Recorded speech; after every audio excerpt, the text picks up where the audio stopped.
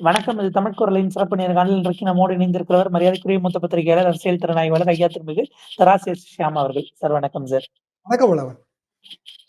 ஈரோடு கிழக்குக்கான இடைத்தேர்தல் தேதி அறிவிக்கப்பட்டிருக்கிறது. வழக்கமா 1.5 ஆண்டுகள் எல்லாம் அறிவிக்காம இருந்ததையும் பார்த்தோம். ஆனா இது இவ்வளவு வேகமா ப்ராசஸ் செய்யப்பட்டிருக்கு. எப்படி சார் 2026க்கான எத்தனை ஃப்ரண்ட் இருக்குமோ அத்தனை முனைகளாக வர வாய்ப்பு இருக்கா? இல்ல புறக்கணிப்புகள் அப்படிலாம் போக வாய்ப்பு இருக்கா? 4 முனையா 5 முனையா எப்படி பாக்குறீங்க சார்? இடைத்தேர்தல் தேதி அறிவிப்பது தேர்தல் ஆணையம் அவங்க இஷ்டப்பட்டு அறிவிப்பாங்க, இல்லைன்னா இல்ல. இதுதான் உண்மை. அந்த காலத்துல 95 காலகட்டத்துல புதுக்கோட்டைக்கு வந்து ஒரு இடைத்தேர்தல் வந்துச்சு. ஜெயலலிதா ஆட்சி நிறைவு பெறுவதற்கு 8 மாசமோ என்னமோ பாக்கி இருந்ததுங்க. அப்போ வந்து ஆளுங்கட்சி தான் ஜெயிக்கும்.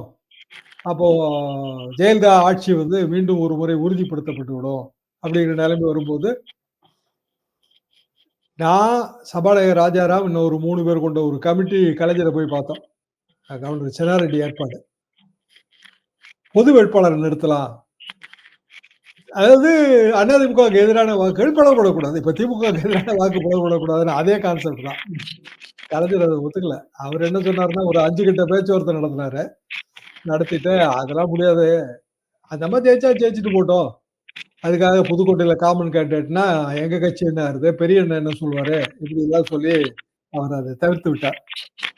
அப்புறம் தற்செயலா தேர்தல் ஆணையமே ரத்து பண்ணிருச்சு. அறிவிக்கப்பட்ட தேர்தலும் ரத்து பண்ணிச்சு. இந்த இடைத்தேர்தலும் அப்படி ரத்து பண்ணப்படாதுங்கிறதுக்கு எந்த உத்தரவாதமும் கிடையாதுங்க. தேர்தல் ஆணையம் வச்சா குடுமி, சிறைச்சா மொட்டை. இதுதான் உண்மை. ஒரு காலத்துல திருப்பரங்குன்றம் 1.5 வருஷம் பிரதிநிதியே இல்லாம இருந்துச்சு. திருவாரூர் இடைத்தேர்தல் தள்ளி போட்டு கடைசியில வந்து தேர்தல் தேதியை அறிவிச்சுட்டு 1 வருஷத்துக்கு முன்னாடி அடிச்ச கஜா புயலை காரணமா காட்டி, திருவாரூர்ல கஜா புயல் பாதிப்பு ரொம்ப குறைவு. எங்க பகுதி பேராவூர்ணியில எல்லாம் அதிகம். ஆனா திருவாரூர் தேர்தலை ரத்து பண்ணாங்க. தேர்தலையும் அவங்கவுங்க சௌரியத்துக்கு ஏற்ப முடிவு எடுப்பாங்க. ஆர்கே நகர் 1.0 எலெக்ஷன் ரத்து பண்ணாங்க. அப்புறம் 8 மாசம் கழிச்சு வச்சாங்க. என்ன கணக்குன்னு யாருக்கும் தெரியாது. அதுல பல குற்றச்சாட்டுகள் வைத்தார்கள். விஜயபாஸ்கர் வந்து வீட்டுல இருந்து பெரிய ஆவணங்களை எல்லாம் தூக்கி வெளியில போட்டாங்க. சீட்டுகளை எல்லாம் இவ்வளவு கோடி ரூபாய் புழக்கம். என்ன நடவடிக்கை எடுத்தாங்க? இதுவரைக்கும் 2017 7 வருஷம் முடிஞ்சு போச்சு. தேர்தல் ஆணையம் வந்து அவங்க சௌரியப்படிதான் நடப்பாங்க. அது பல முறை பார்த்த விஷயம் தான். ஈரோடு இடைத்தேர்தல் அறிவிக்கப்பட்டதாலேயே நடந்துரும் அப்படின்லாம் நான் நம்பல. அறிவிக்கப்பட்டாச்சு, கள நிலவரம் என்ன, இப்படி வேணா நம்ம பிராக்டிகலா பார்க்கலாம். இப்ப திமுக கூட்டணி இன்னைய தேதிக்கு அதுல வேற ஒன்றும் உடைப்பு இருக்கிற மாதிரி தெரியல. திமுகவுக்கு எதிரான கருத்துகள் இன்னைக்கு கூட சட்டமன்றத்தில் வைக்கிறாங்க. முகக்கவசங்கள்லாம் அணிஞ்சிட்டு அதிமுகவோட போராட்ட வடிவங்கள் எல்லாம் இப்போ ஒரு நாசூக்கு தெரியுது. ஒரு பண்பட்ட போராட்ட வடிவமா இருக்கு. அப்ப அது ஏதோ ஒரு பேக்ரவுண்ட்ல தான் இதெல்லாம் செய்யப்படுகிறது. இது எல்லாமே வந்துங்க வட இந்திய போராட்ட வடிவங்கள் மாதிரிதான். முகக்கவசத்துல எழுதிட்டு வர்றது, அப்புறம் பையில வந்து பாலஸ்டீன் அப்படின்னு போட்டு பிரியங்கா காந்தி அம்மா கையில எடுத்துட்டு வந்தாங்க. அதுக்கு போட்டியா வந்து பிஜேபி தரப்பு 1984 ஒரு பேக் எடுத்துட்டாங்க. ஆன்டி ஸ்பீக் கலவரம், அதை ரிமைண்ட் பண்ணி இந்த மாதிரியான வடிவங்கள், போராட்ட வடிவங்கள் தமிழ்நாட்டுல அப்படி பாக்குறதே இல்லை. வாழ்க்கை ஒழிய இதுலதான் நமக்கு வந்து சந்தோஷமே ஏற்படும். இந்த முறை முகக்கவசம், அப்புறம் கருப்பு பேட்ஜ், யார் அந்த சார், திமுக கொஞ்சம் குவான்டிகளா கவன ஈர்ப்பு தீர்மானத்தை அலோவ் பண்ணிட்டாங்களோன்னு எனக்கு ஒரு சந்தேகம். ஏன்னா சிறப்பு கவன ஈர்ப்பு தீர்மானமா எடுத்துக்கொள்ளப்படும், அது விவாதத்துக்கு தயார்னு சபாநாயகர் பேரவைக்கு சொல்றாரு. எப்போ விவாதம் வைப்பாங்க அது தெரியல. ஏன்னா கவர்னர் நன்றி உரை, அந்த நன்றி உரைக்கு முன்னாடி வைப்பாங்களா இல்ல அடுத்த கூட்டத்தொடருக்கு தள்ளுவாங்களா தெரியல.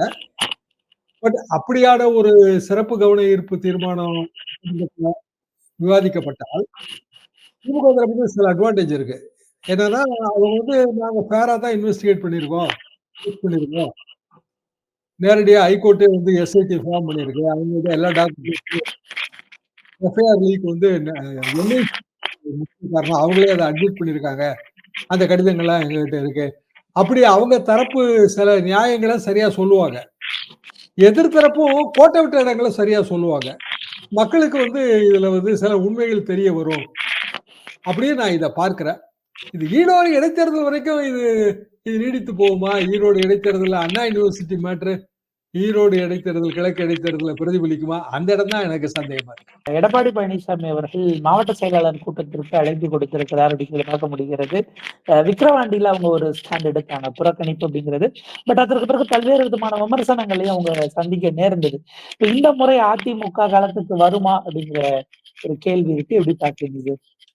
அதிமுக விக்கிரவாண்டி மாதிரி புறக்கணிப்பு அப்படின்னா, விக்கிரவாண்டியில பாமக முதல்ல நாங்க போட்டி போட போறோம்னு சொல்லிட்டாங்க. பாமக இடைத்தேர்தலில் போட்டி போடுறது இல்லைங்கிறத கொள்கையா வச்சிருந்தாங்க. எனக்கு தெரிஞ்சு ஒரு 17-20 வருஷமா அவங்க இடைத்தேர்தல் போட்டியே போடுறது இல்ல. ஆனா விக்கிரவாண்டியில முதலே சொல்லிட்டாங்க இடைத்தேர்தல் போட்டிங்கிறத. அப்புறம் தான் அதிமுக இதே மாதிரி ஒரு கூட்டத்தை கூட்டி நாங்க போட்டி போடல அப்படின்னு ஒதுக்குனாங்க. இப்போ பிஜேபி முதலே சொல்லிடுச்சுன்னா அதிமுக ஒதுக்குனா வேற விமர்சனம் வரும். கள்ள கூட்டணி போஸ்ட் யுத்தம் எப்படிங்க நடக்கு? பிஜேபி அதிமுக கள்ள கூட்டணி இதுதான் தொடர்ந்து திமுக கட்டமைத்து வருகிற நேரேட்டிவ் வந்து அதுதான். அப்ப அதை மேலும் வலுப்படுத்துவாங்க அவங்க. அப்ப அது வந்து அதிமுகவுக்கு இடைஞ்சலா மாறும். ரெண்டாவது கொங்கு மண்டலம் அவங்களோட ஏரியா, அதனால போட்டி போட்டே ஆகணும்னு கட்சிக்காரங்க வற்புறுத்துவாங்க. போன இவிகேஎஸ் முதல்ல ஜெயிச்ச அந்த தேர்தல் அதிமுக போட்டி போட்டிருக்கு. அப்படி இல்லைன்னா டாக்டிக்கலா வந்து தமாகாவை போட்டி போட விட்டு 2 தரப்பு ஒதுக்குமா? இதை நம்ம பொறுத்து இருந்து பார்க்கணும். இன்னும் 3 நாள் தான் வேட்புமனு தாக்கலுக்கு இருக்கு. மாவட்ட ஆட்சித்தலைவர் அறிவிச்சிட்டாரு. இப்போ 5 நாள்லாம் லீவு, வேட்புமனு தாக்கல் செய்யணும்னா இந்த 3 நாளைக்குள்ளதான் நீங்க பண்ணணும்ன்றாங்க. அப்படின்னா 17ஆம் தேதி வரைக்கும் இந்த முடிவை இழுப்பாங்கன்னு தான் நினைக்கிறேன். யாரு போட்டி போட போறதுங்கிற முடிவை வேட்புமனு தாக்கலுக்கான கடைசி நாள் வரைக்கும் எதிர்கட்சிகள் இழுக்கும். ஆளுங்கட்சி காங்கிரஸுக்கு விட்டு கொடுக்கறது முடிவு பண்ணிட்டா உடனடியாக அவங்க முடிவெடுத்து செயல்படுத்திடுவாங்க. இதுல தமாகாவுக்கு கொடுப்பது என்பது டாக்டிக்கலாக சரியா இருக்குமா அப்படிங்கிற ஒரு கேள்வி இருக்கு. ஏன்னா அதிமுகவும் கிளைம் பண்றாங்க, பிஜேபி கிளைம் பண்றாங்க, எங்களுக்கு மேற்கு மண்டலம் ஒரு கோட்டை தான், எங்களுக்கு ஒரு செல்வாக்கு இருக்கு அப்படிங்கறத ரிப்பீட்டடா கிளைம் பண்ணும்போது, வாசன் அவர்களே நேற்றைக்கு ஒரு எக்ஸ்பிரேஷன்ல சொல்றாரு, மூத்த தலைவர்களோடு ஆலோசித்து ஒரு முடிவெடுப்போம்னு தான் சொல்றாரு. அப்ப அந்த இடம் இப்ப ஒரு இடைத்தேர்தல்ல இறங்கிதானே அதிமுக கடந்த காலத்துல ஜெயிச்சது. ஏன் அப்படி ஒரு சேஞ்ச் வரும்னு ஒரு நம்பிக்கை வரமாட்டேங்குது பாக்குறீங்க? இடைத்தேர்தல் களத்துல ஜெயிச்ச வரலாறு 89ல திமுக ஆட்சி வந்து கலைஞர் முதலமைச்சராகி 10 வருஷம் 11 வருஷம் கழிச்சு முதலமைச்சராரு. 76ல போன பதவிங்க. 89ல தான் அவர் முதலமைச்சர் ஆனார்.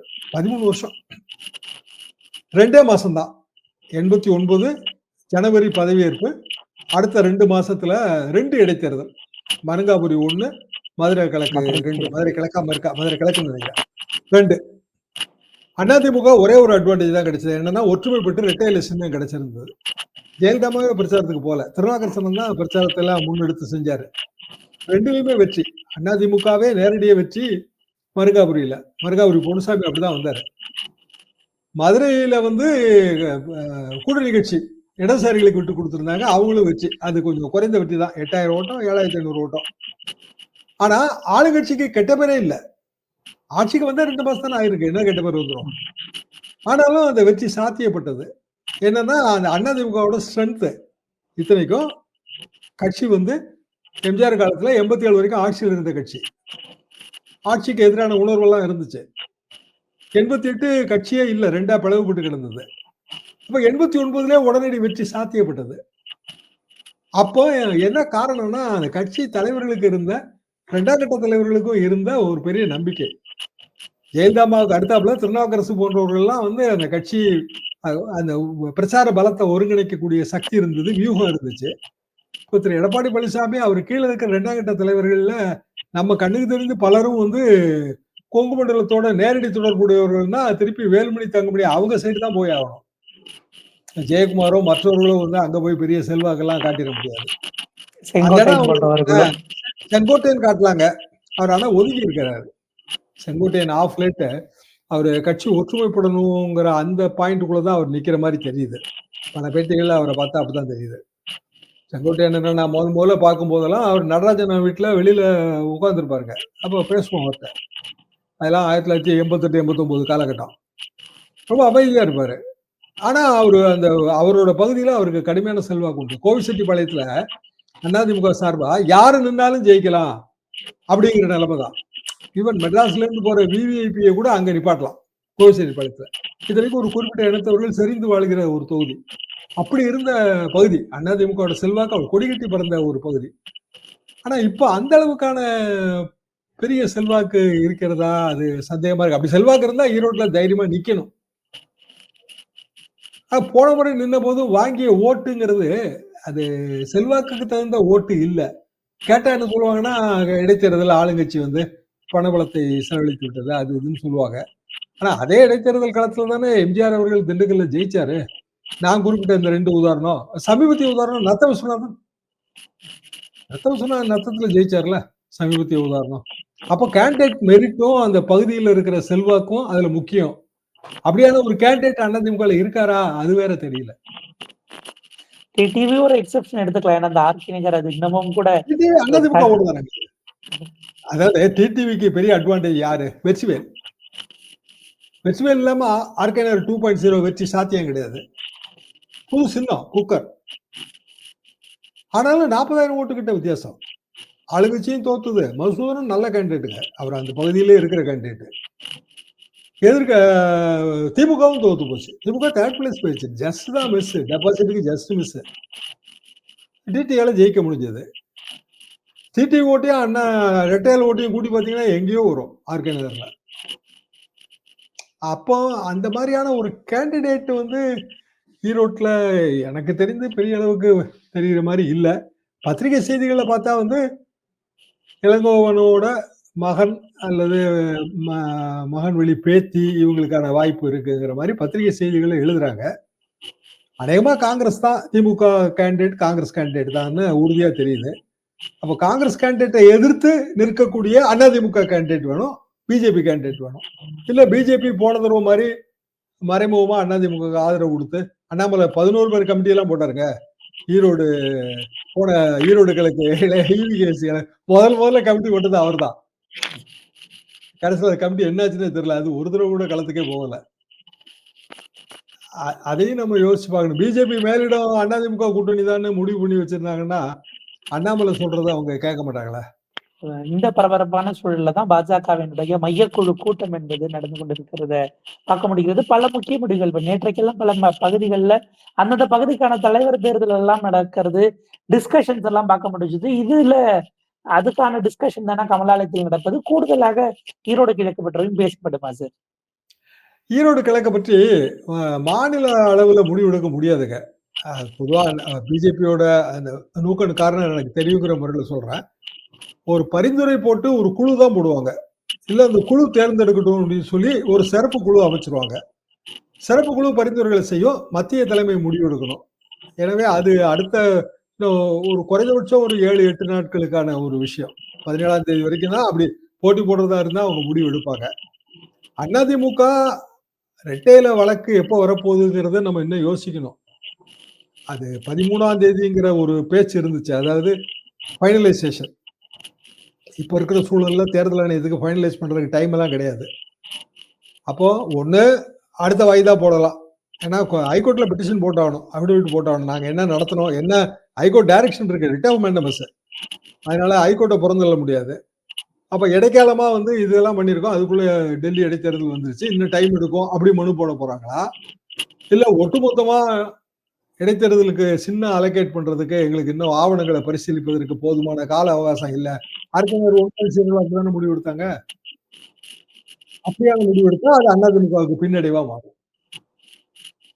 யாருக்கும் இல்லை இரட்டையிலே அப்படி முடிவு எடுத்துருவாங்களா? தேர்தல் என்ன வேணாலும் செய்யும். அதுக்காக தான் நான் சொல்லுவேன். ஏற்கனவே செஞ்ச வரலாறு இருக்கு. பல வரலாறு இருக்கு. மறக்க முடியாத வரலாறு. பத்திரிகையாளர்லாம் ஒரு 40 வருஷம் வரலாறு அதை பார்த்திருக்கேன். நேரத்துக்கும் கருத்துக்களுக்கு மிக நன்றி சார்.